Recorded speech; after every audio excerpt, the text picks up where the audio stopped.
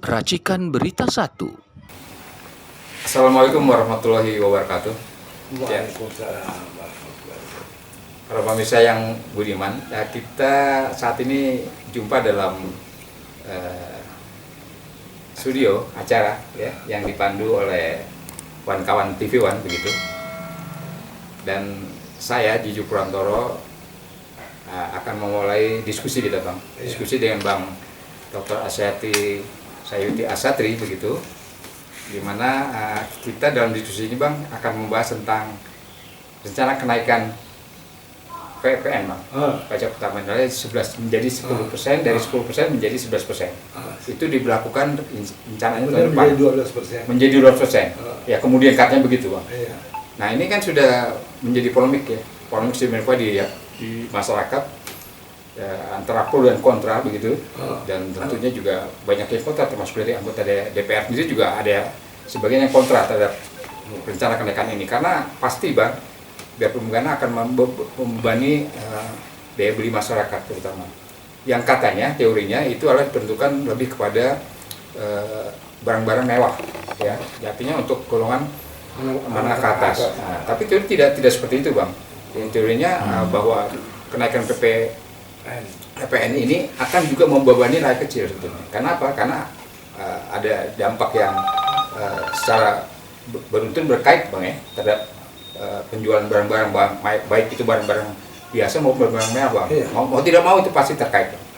Nah, ini tanggapan Abang bagaimana dengan cara kenaikan pemerintah ini terhadap pajak seperti ini, kenaikan 11% ini, Bang? Saya sebenarnya nggak terlalu ingat secara detail, tapi setahu saya bahwa ini pertama baru rencana, dan rencana ini dibuat pada masa pemerintahan sebelumnya, yaitu Jokowi. pada pemerintahan Pak Jokowi. Jadi sebenarnya pemerintahan sekarang itu hanya menerima amanat dari yang keputusan sebelumnya. Iya. Jadi kita tidak bisa terburu-buru menjudge bahwa ini keinginannya Pak Prabowo. Tapi mungkin ini terangkat lagi karena beberapa hal. Pertama, harus diperlihatkan bahwa pemerintahan sekarang ini dalam menghadapi keputusan seperti ini sikapnya seperti apa. Iya. Kalau saya tidak salah ya, bisa dicek. Pada waktu Mahathir Muhammad mengambil alih kekuasaan di Malaysia, Betul. saya lupa tahunnya, tapi sebelum Anwar Ibrahim, itu salah satu prestasi yang menurut saya sangat berkesan adalah menghapuskan semua pajak. Jadi pajak GST, Good and Service Tax, itu 0%. Nah, itulah cara berpikir untuk mendorong. Dulu kan kita sering kenal apa yang disebut dengan stimulus fiskal itu. Jadi ada stimulus yang diberikan supaya ruang fiskal itu agak sedikit terbuka untuk terjadi dinamika produksi. Gitu. Iya. Jadi mestinya kalau misalnya pemerintahnya sekarang ini dianggap sebagai hasil dari satu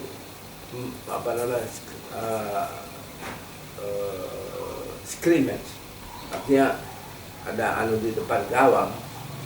Ini sebenarnya satu situasi yang tidak normal. Karena sebenarnya jatahnya itu revolusi, bukan reformasi biasa.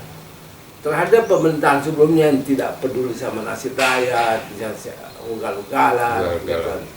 Itu pemerintahan sekarang dapat tuntutan supaya tidak boleh lagi terjadi hal-hal begitu. Jadi walaupun memang ada spare antara 5 sampai 12%, range-nya itu seperti itu yang diamanatkan. Jangan tiba-tiba terus dikesankan hanya 12%. Kan ada pilihan. Pilihan yang dekat dengan keadaan masyarakat. Sebenarnya lebih dia lagi kalau 0%, GST, Good and Service Tax. Supaya apa? Supaya jangan kerjanya Menteri Keuangan itu bangun tidur terus pikirin bagaimana menaikkan pajak aja, gitu. Selalu memajaki rakyat. Cara berpikir seperti itu, cara berpikir kita ini akan dibawa tergantung terus.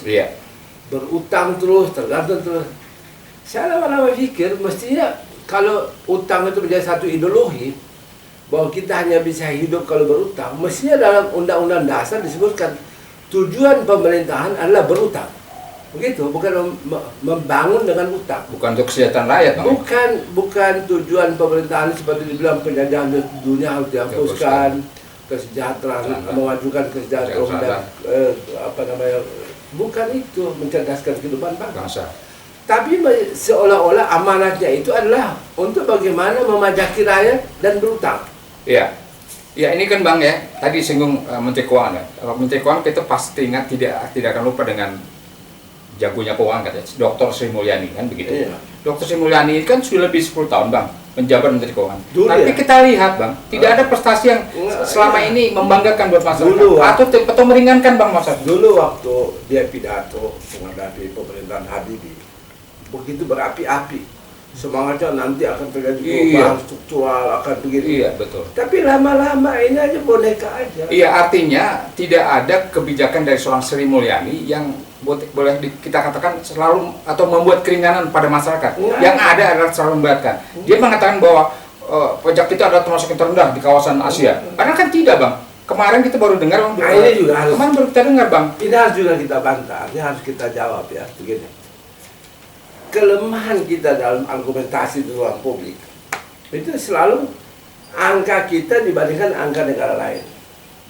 Padahal angka ini sebenarnya tidak stand alone, tidak berdiri sendiri. Iya, betul. Angka ini kan ada konteksnya. Konteksnya misalnya dalam pemerintahan dan dalam negara apa gitu.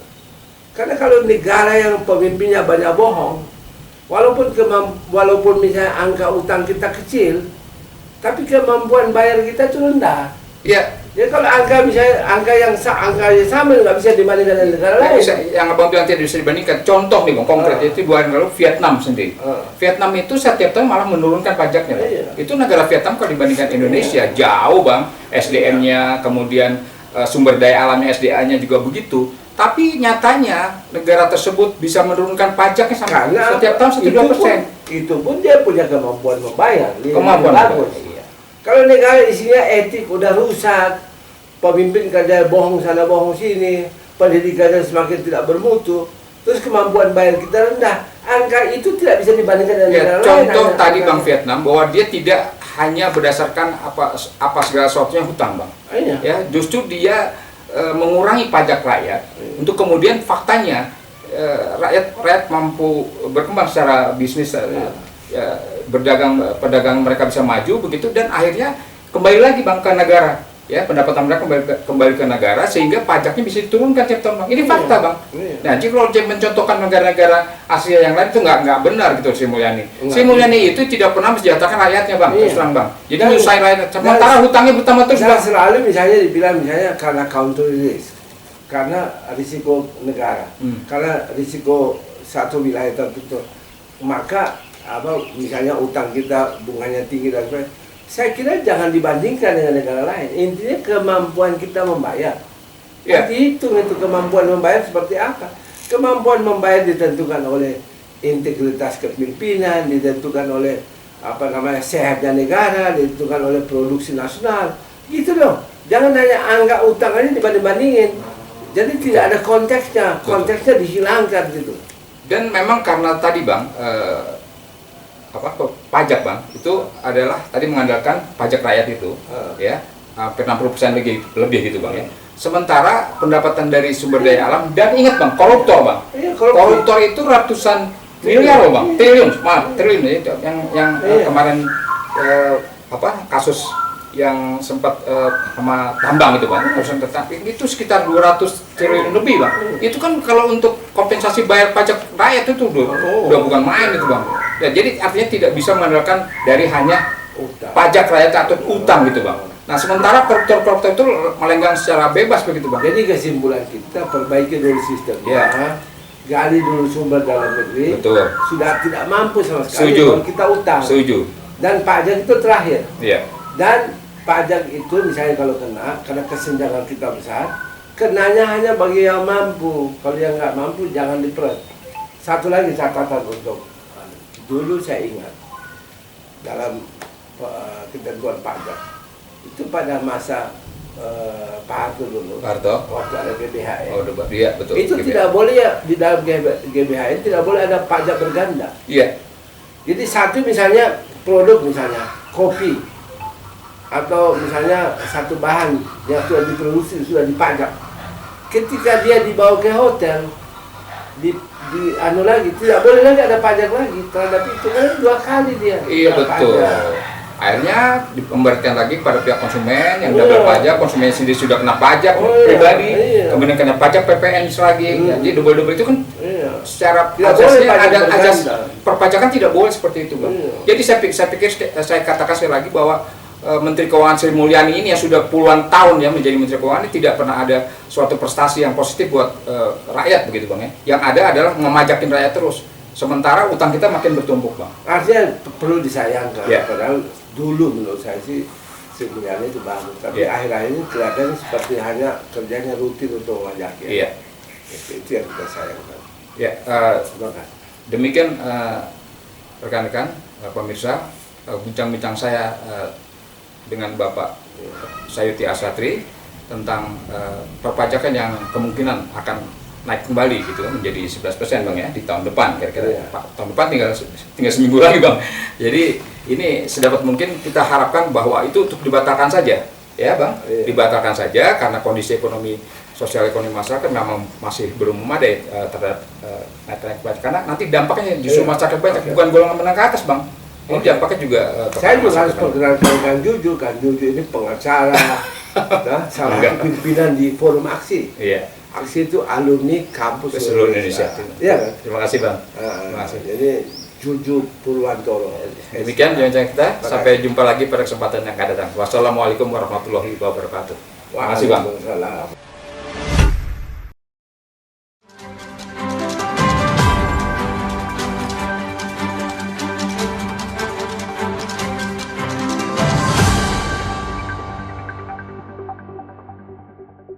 Racikan Berita 1.